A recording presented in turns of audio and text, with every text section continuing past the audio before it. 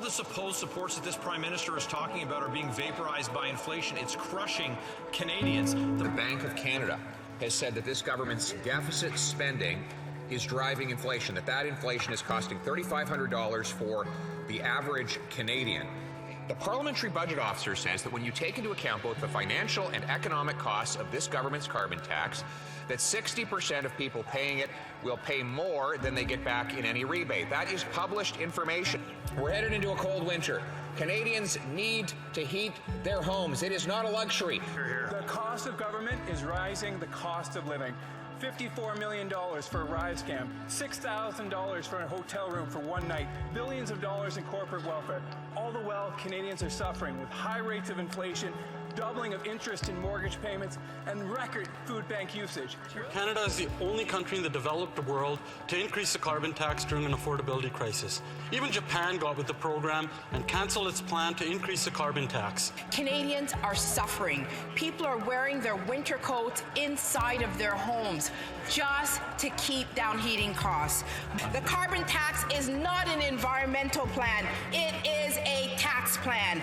When you raise taxes in times of inflation, it pays off for the government, but not for taxpayers. Mr. Speaker, my parents, like most other immigrants, came to this country for the economic opportunities available to them here.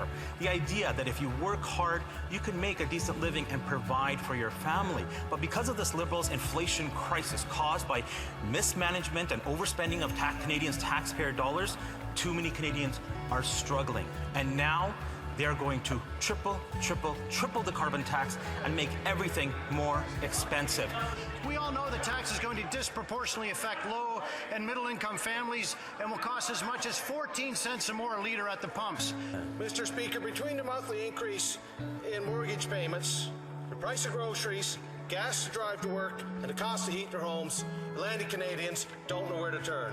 Mr. Speaker, a successful agri-food business owner in my riding has shown me his freight bills with large surcharges from shipping companies that have been added due to the carbon tax. This entrepreneur takes great pride in using made-in-Canada inputs, but wonders how much longer he can continue to absorb these extra costs.